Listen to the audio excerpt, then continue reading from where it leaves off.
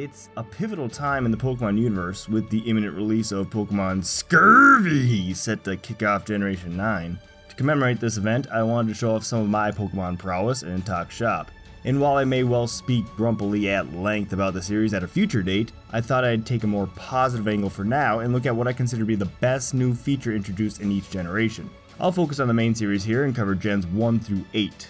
I may do a Gen 9 follow-up, but that won't be right after Scurvy comes out. I'll wait until Gen 9 finishes, just in case. It wouldn't be the first generation that snuck its best feature into its final game. Without further ado, let's get started.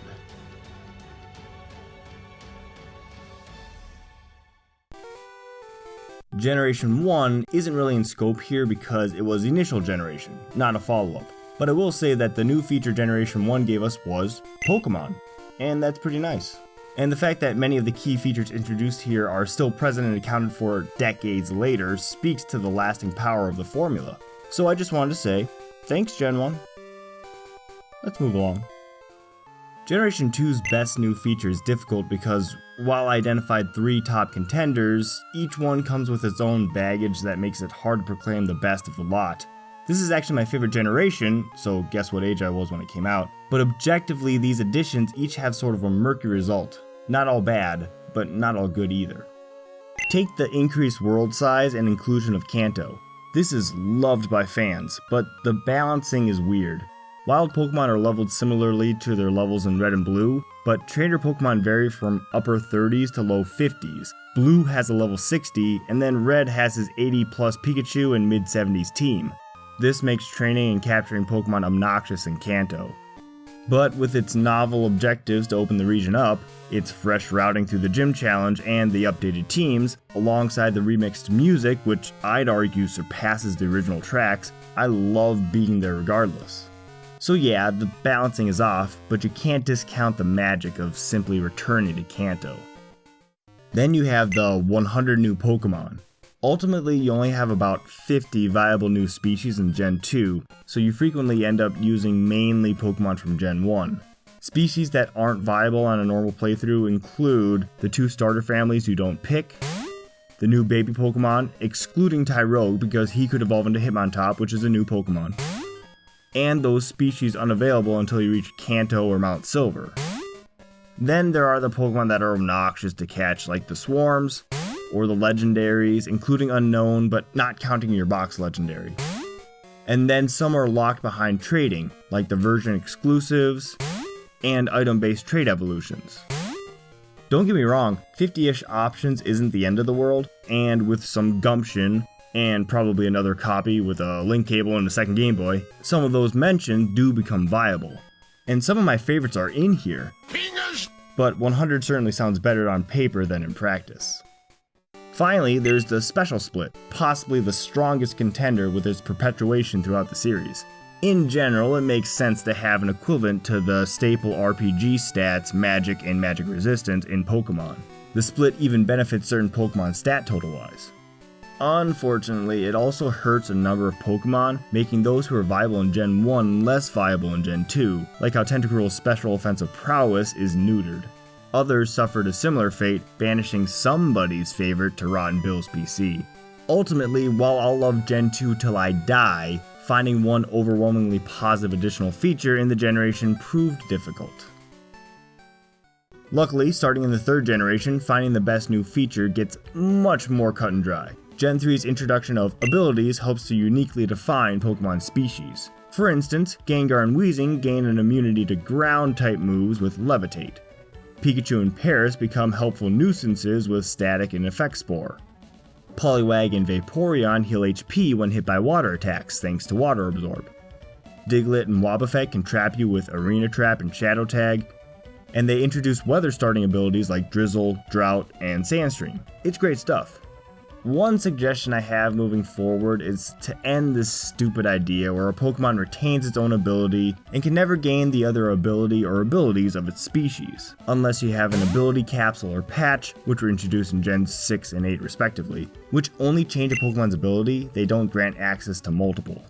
My suggestion is to either allow Pokemon to have multiple abilities at once, think Kingdom Hearts support abilities, although I could see that quickly becoming broken, or perhaps make them equipable from a list before battle a la Final Fantasy Tactics Advance, so that when Pokemon learn these abilities through leveling or some other condition, trainers could choose their preferred ability, just like they would with their movesets to prepare their Pokemon for the upcoming fight. But overall, ability's good. The 4th generation brought the physical special split, where all attack moves were split into the physical or special categories. Previously, all normal, fighting, flying, ground, rock, bug, ghost, poison, and steel moves were physical, meaning they used the attack stat, and the remaining types were special, meaning they used the special attack stat. This means Pokemon with high attack, like Sharpedo, a dual water dark type, both special types, can now utilize its high attack in stab moves like Crunch, Aqua Jet, and Waterfall. This actually benefited most dark Pokemon. Likewise, Gengar's high special attack can now be applied to its previously physical-only Ghost Poison typing with stab moves like Shadow Ball and Sludge Bomb. Here are a few more examples of Pokemon and the stab moves they picked up that correspond to their highest offensive stat. While it's true that some Pokemon lost access to moves they previously relied on, like Snorlax no longer making much use of Shadow Ball and Alakazam losing the elemental punches, this is less common than you may think, and in general, new moves have been created to fill out both the physical and special sides of attack types. This was such a well-loved change that certain ROM hacks of the first 3 generations will mod in the physical special split. If you like thinking about this kind of thing, Smogon has a What If article titled If the Physical Special Split Never Happened, mainly focusing on the competitive scene, which is in the description below. While the old system can be a stimulating challenge to go back to, I don't think anyone complains about the physical special split. 5th generation was easy. They made a change that was so beautiful. The non-consumable TMs. TMs are now unlimited use items, meaning that when you find a TM, you aren't finding one move for one Pokemon, you found a move that you can cycle in and out of any Pokemon's moveset when it's most appropriate. It makes TMs more equivalent to weapons in an RPG. You equip what you need given the situation, like equipping a fire attribute weapon as you head into an ice area. They made sure to balance it so learning a new move now inherits the PP of the forgotten move instead of coming in with full PP, meaning you can't try to relearn Fire Blast to refill its PP. I find this change notably useful in the Elite Four, where I can modify movesets before each battle and bring maximum coverage to each fight, granting wider options, especially in challenge runs like Nuzlocke. Promoting strategy over brute force is a win in my book. My Generation 6 pick might be a bit of a surprise. It's not the switch to 3D graphics or buying clothes, and I'm not a fan of the fairy type, horde battles, or Pokemon-Ami and Super Training. And no, it's not Sky Battles. My pick for Gen 6 is Wonder Trading, which can be activated from almost anywhere as soon as you acquire the PSS. It allows you to offer up a Pokemon and connect with a random player from around the world and trade with them, so you end up with whatever they sent. If you play through many Pokemon games from the beginning, the opening slate of rodents, small birds, and bugs makes for a stale start to any journey. Your first opportunity to catch Pokemon in X and Y is exactly that, and I crave something different. That's where Wonder Trading comes in to spice things up. Essentially an in-game randomizer, you can burn through the 10 Pokeballs your friend gives you to auto-capture the junk in Route 2, and then Wonder Trade it all away for a playthrough that is guaranteed to be different. I lucked out with the Sudowoodo on my Y playthrough, and I was overjoyed to have him around. I'd just recommend keeping at least one Pokemon on your team that you caught yourself to avoid getting screwed over by a disobedient Trademon before winning the requisite badges, which usually doesn't take too long. Through Wonder Trading, I've used Pokemon that I otherwise wouldn't consider or have access to, like Sudowoodo in Y, and Octillery, Yanmega, Chandelure, and Tyrantrum in Alpha Sapphire, just to name a few.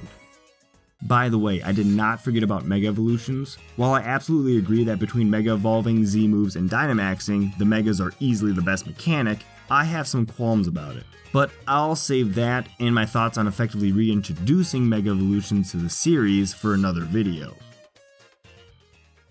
Like Generation 5, Generation 7 was an easy choice. They removed HMs by replacing them with Ride Pokemon or special techniques in Let's Go Pikachu and Eevee. I like the concept of hidden moves because your progression is halted by natural obstacles like giant boulders or vast seas, which makes the game world seem boundless and daunting. And it makes sense that as you develop as a trainer, your acumen for directing Pokemon to overcome obstacles increases. What I don't like is that junk move that can't be easily forgotten, taking up my already limited number of move slots on my team. I also dislike constantly swapping an HM slave in and out, which was absolutely necessary in Sinnoh. With Ride Pokemon, you still get the development as a trainer, directing Elephantine Pokemon to conquer nature's obstacles. And special techniques combine your growth with your partner Pokemons as they learn how to address HM obstacles without needing any move slots for them. I'm all for keeping the puzzles, but I'm glad they dropped the HMs. Generation 8 is weird. So far it's been common practice to retain most of the positive features from previous generations, but it seems that Gen 8 wanted to go back and mess around with some. For instance, Sword and Shield introduced TRs alongside TMs, which function like TMs did pre-Gen 5. Luckily, they aren't too difficult to come by, but require spending time in the wild area and max raid battles, and they changed a lot of the best TMs over to TRs, like Flamethrower and Fire Blast, Psychic, and Earthquake. And then Pokemon BDSM straight up reverts TMs to their pre-Gen 5 mechanics in a vain attempt to be true to the originals. Wonder Trading also took a hit. Retitled Surprise Training in Sword and Shield, it came with the NSO's paywall and seemed like a slower process running on the Switch's online infrastructure instead of the 3DS's. And then Pokemon BDSM locked Wonder Trading until after your first badge, and only from this building in Jubilife City, and doesn't update the obedience levels for badges from the original to Gel, meaning Wonder Traded Pokemon will probably not listen to you until you beat Crash or Wake. And while HMs have not returned, Sword and Shield went too far in the other direction by removing all hidden move functions except surfing and flying, meaning strength puzzles, dark caves, and surprises in smashable rocks are all absent. At least BDSM used the same HM obstacles as in Diamond and Pearl, and basically had Ride Pokemon again so that your HM slaves could be wild Pokemon. See, I told you I could gripe about Pokemon, but honestly, I don't think these pillars of the series should be toyed with so haphazardly. Then, what is the best new feature, you ask? It's actually something that was tested in Sword and Shield. In those games, every Pokemon Center had a man named Jack you could speak with who would, for no charge and no heart scale specifically, help your Pokemon relearn moves, including any egg moves and TRs learned and forgotten. This convenience was sadly downgraded in BDSM, with the mover learner in Pastoria still asking for a heart scale for the first 10 times you utilize his services. Annoyingly, this is the only way to get Crunch and Ice Fang on a Floatzel. But then, in Legends Arceus, they removed Jack and made Change Moves an option from the menu. This is a feature I've wanted for over a decade, and they finally added it in. It's a list of all your Pokemon's moves, where moves are essentially equipped to one of your 4 move slots, and the forgotten move is merely unequipped for later. Move Tutor moves go here, and going forward, I'd love to be able to add additional egg moves to this list as well. I think you reuse this concept for abilities, like I mentioned earlier, and you have another foundational pillar from which the series can continue to grow. As for Gen 9, it's too early to tell. Concerning Pokemon Scurvy, I don't think terrestrialized Pokemon will be anything special. I think Game Freak will toss it back out the way it did with Mega Evolutions, Z moves, and Dynamaxing. Actually, when I saw Brassius in the trailer return to Smoliv and send out Sudowoodo, I had a brief hope that gyms would abandon their type-focused team build for something a little more strategic, but then Sudowoodo just terrestrialized, becoming Grass-type. My hopes smashed. Perhaps the choose your order gyms will be noteworthy, but I'd like to point out that in Kanto, after you beat Misty, you can tackle the next 5 gyms in almost any order. You just need to beat Koga to reach Blaine. So it's not necessarily a brand new feature, but I still hope it's fun to play. The Let's Go mechanic looks like an iteration on the one from Legends Arceus where you throw your Pokemon at items and other Pokemon. And TMs are again single use? No! Besides that, I don't really know pre-release what other new features we'll see in Pokemon Scurvy. Time will tell, but I hope this got you in the mood for some more Pokemon, and now you have something to look out for as you jump into Gen 9. Thanks again for checking this out, and I hope to catch you in the next one.